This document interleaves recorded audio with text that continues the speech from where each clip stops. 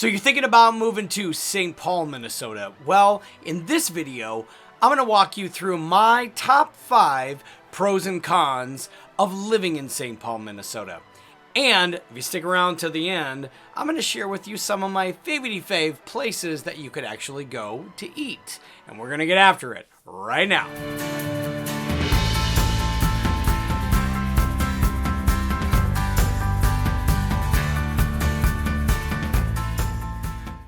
If this is your first time to the channel and you want to know everything that there is to know about living in the Twin Cities suburbs, well, you found the right place. Click the subscribe button, tap the notification bell, and smash that like button on the way in so you can be the first one to know about the current market in St. Paul, Minnesota. Now, my name's Garrett Hilton.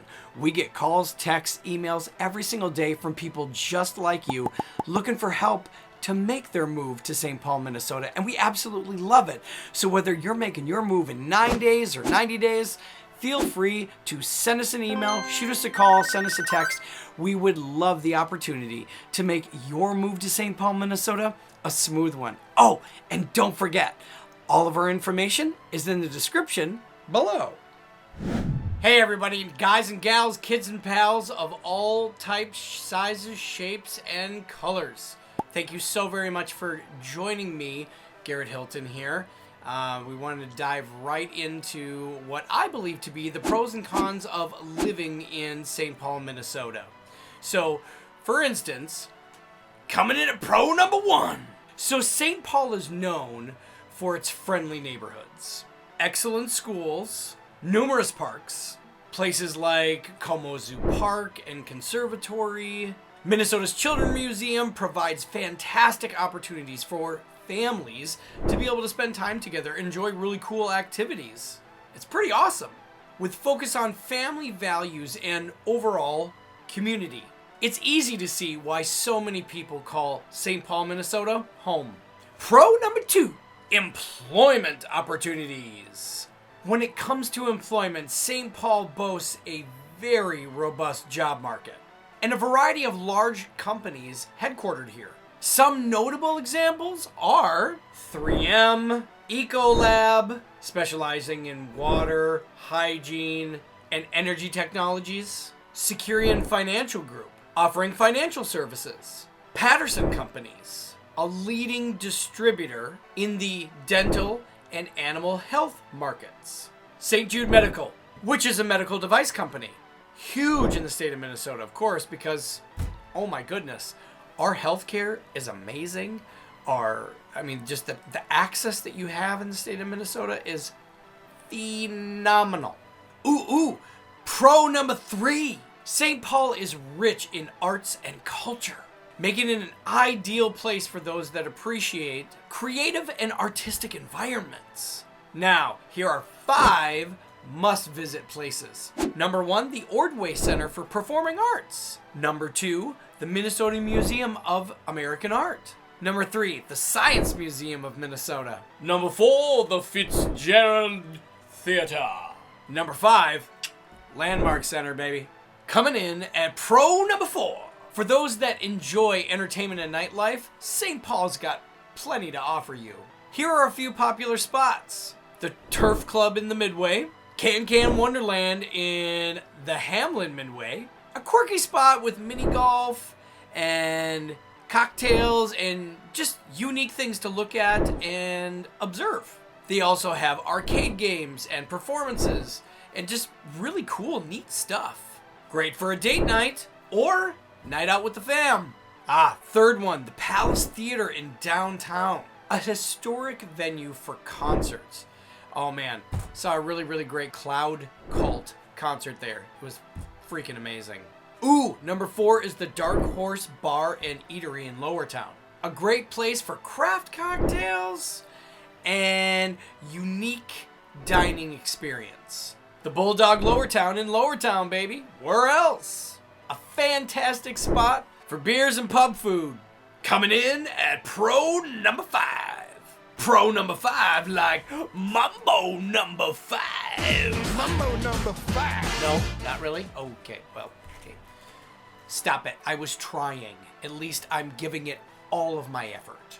St. Paul is definitely a city that totally kicks butt when it comes to winter and summer events. Here's a couple that I think are kind of cool, both on the summer side. Well, I'll start with the summer side of things, then I'll go over to the winter side of things. Because, hey man, we've got 4 seasons in the state of Minnesota, and all 4 of them have some really cool stuff. But to kind of narrow it down a little bit, just for efficiency's sake, and the fact that this video, we don't want it to be 5 hours long, well, we'll do summer and winter. Okay? Sound good? Fair enough. Summer events. St. Paul is a city that really is just truly shines during the summer, in my opinion.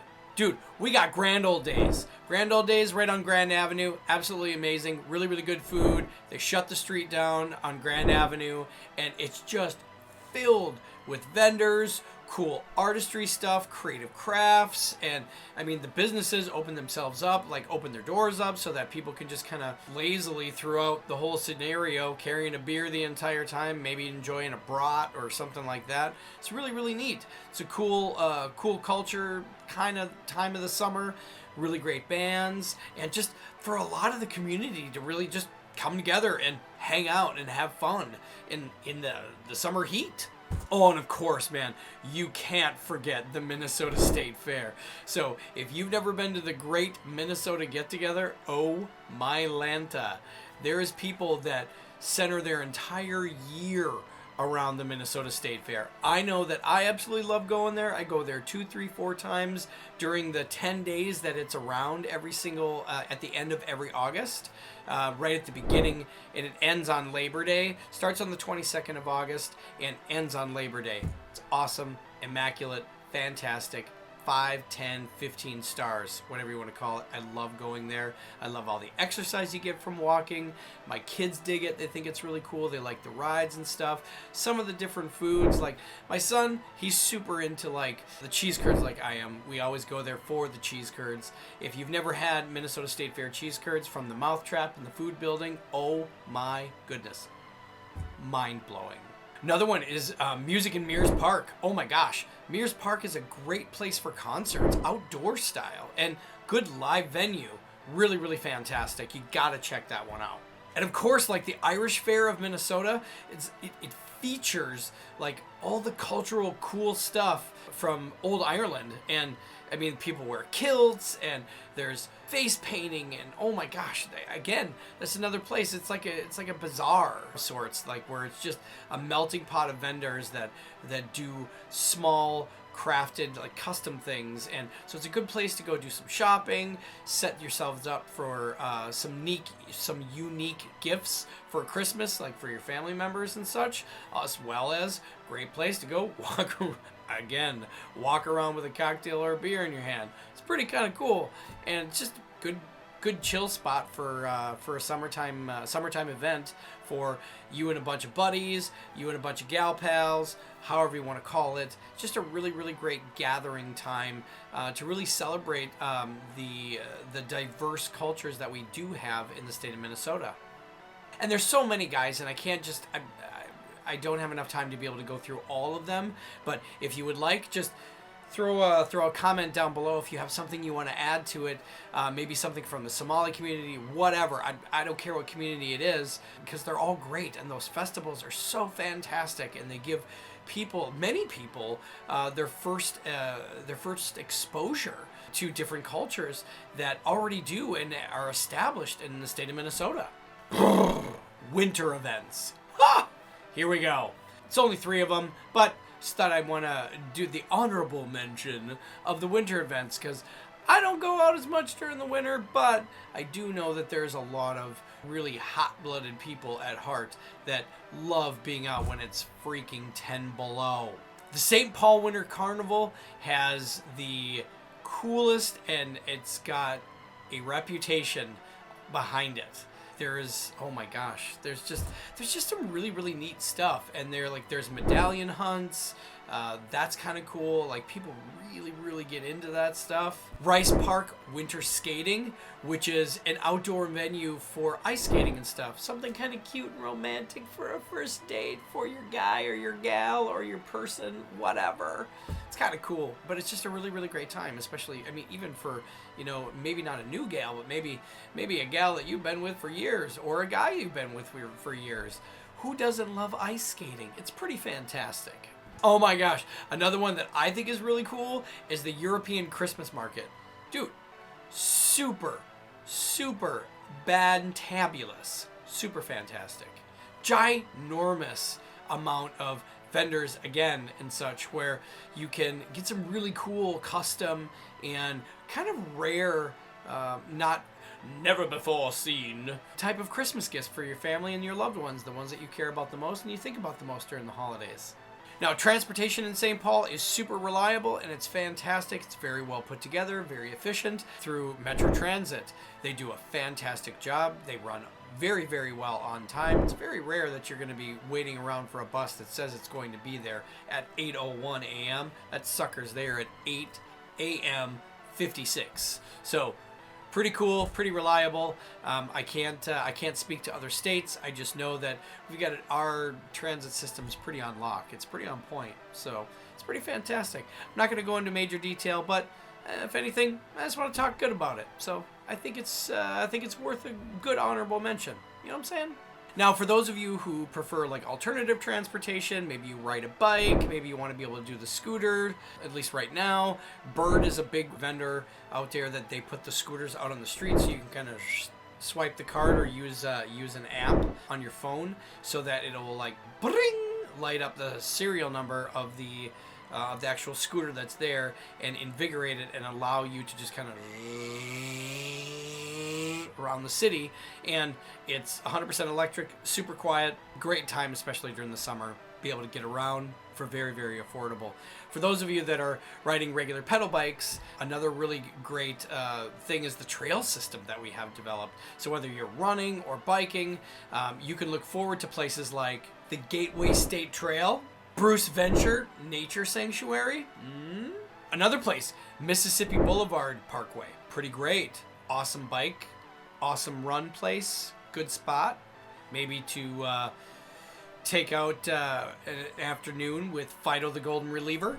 All right. For you negative Nancys out there and you doubting Thomases, well, don't forget, I did not forget you guys out there. You want me to bring the hammer down and talk about the cons. Well, it's that time, friends. Coming in at con number 1. For those of you who haven't spent a winter in Minnesota and you're coming from maybe like a Texas or a Florida, it could be a little daunting seeing the fact that we sometimes have 2 to 3 feet of snow on the ground for like 5 months out of the year. This last year was particularly brown. Wasn't too anything to write home about. Wasn't much for snow at all. We had the lakes open quite a bit of the time during the winter this winter. So one of the bummers, I want to sidestep that a little bit. One of the bummers that comes into that is if we don't have a lot of snow in the state of Minnesota, our 10,000 lakes are filled with 10 bajillion weeds. So it's actually really good in this environment that we have up here in the north to be able to get really hard packed snows and hard, deep, thick ice, so that it's able to block out some of the sun, to be able to kill off some of those weeds, get us an opportunity to be able to have summer fun and recreation on the water. So for many of those that they're like, oh man, this last winter was really great. Yeah, but this summer has been very weedy in the lakes, which makes it kind of a pain in the butt for the more shallower lakes that are within the state of Minnesota, for you to do water recreation and put in jet skis. I mean, it affects a multitude of things that normally, well, most of the time, you wouldn't think of that stuff. So the weather in St. Paul. Okay, well, the weather in St. Paul is like the weather in the rest of Minnesota. During the winter, it's really cold. During the summer, pretty humid, pretty hot. I'd say probably highs of like 100 and 102 are kind of records around here. But the humidity levels, talk about sweating huge droplets. However, if you are a fan of the winter activities, oh my gosh, there's things like snowshoeing and cross-country skiing, ice fishing, snowmobiling. Well, maybe not in St. Paul proper, but definitely on the outskirts and outside of the suburbs. Definitely. You can, I mean, there's people in rural Minnesota that literally can drive their snowmobile or their side-by-side right to work. Con number 2, cost of living. Another potential downside is the cost of living in the state of Minnesota, especially in like St. Paul. When you get in those downtown areas, taxes are a little bit higher. Now, I would say predominantly comparative to other cities in and around Minnesota, as well as around the United States, St. Paul is right up there with quite affordable. However, the taxes for a lot of people that are living already in St. Paul, I mean, they tell you, oh, these taxes are just terrible. They're so high. Well, we get a lot of amenities for for those types of high taxes. And that's one of those major things for you to consider when you are moving into a city or you're not quite sure, you've never been here before. Those are the things to look at, the per capita, like what each person winds up paying in property taxes that is a homeowner, a registered homeowner. So, anyways, enough about that. Coming in at con number 3. Let's talk about traffic. Traffic and commute times can be a little bit sketchy during peak times as far as like rush hours go. Rush hours anywhere from like 7 to 9 a.m. as well as 3 p.m. It normally really kicks up and things start to really slow down, like really get to be like bumper to bumper between like 4 and 5 p.m. I have this experience that before COVID times, it would be from like 3 p.m. to 5 p.m. would just be awful. Well, that's not true. It would be like 3 p.m. to 6 p.m. would just be awful. And now it seems like it gets a little bit later where things really, really slow down in St. Paul. Anyway, so like there's that. And so you may want to consider like utilizing, if you are going to be working downtown or living in downtown and then commuting outside of into the suburbs or in the less urban areas, may want to consider actually getting a bus ticket and being able to ride the bus. Less waiting in line, less sitting in bumper-to-bumper traffic, and many have reported that takes a lot of stress out of their lives. Your commute winds up being a little bit longer, however, way less stressful. Con number 4, we want to talk about property taxes, and I'm not going to go into any detail whatsoever on the property tax thing. If you've got questions, make sure that you mention that in the comments below. Click the subscribe button, tap that notification bell, and just tell me a little bit about you, yourself, your circumstances, and why in which you think that the taxes suck in St. Paul, or why you particularly think they're great. So slam that in the comments, okay? But as far as higher taxes, they also impact like what the average rent goes for and things of that nature. However, we do have a lot of good community programs, and that's generally why our taxes seem to be, at least from my perspective, seem to be a little bit higher than many of I'm not saying this right, but like the per capita of the citizens to property taxes that they're paying. I don't know. I'm not saying that appropriately, but I hope you get my point. Like it seems like there's some other cities where you get this wee little spot, and many, if you look at it, you zoom out and you look at the macro of the situation, St. Paul's not that bad as far as property taxes go. So this is kind of a duality, kind of a con, is that there's a little bit of a pro to it. If you really branch out and look at the macro view of everything, and I mean, right down, hyper focused on it, it's like, yeah, it's actually pretty bad here. The taxes are pretty high given what I'm getting for my big stack of money and their small stack of benefits they're handing to me. However, if you look at it from, again, the macro view, it's actually pretty good. We've got a lot of really good well implemented community plans that our tax dollars do go to afford. So one of the last con is number 5, and one of the things that I've heard folks say is that St. Paul is not quite as diverse as you would think it is. And for many individuals, that's okay. But for some folks, that's a particularly important thing for them, to feel welcome, feel comfortable, and to feel like they're included. And in many cases, you do have to seek it out a little bit more in St. Paul, because it seems like folks are a little bit more maybe like regimented, maybe is the right word. I'm not 100% about that one. St. Paul has been working tirelessly to improve their diversity, inclusivity, and their equality throughout the entire city, from the top tip all the way at the base of like Falcon Heights and Roseville, all the way down to West St. Paul and South St. Paul area, and like southeast, yeah, or southwest, excuse me, which is right along the river there. Have worked really diligently in creating much more diversity, bringing more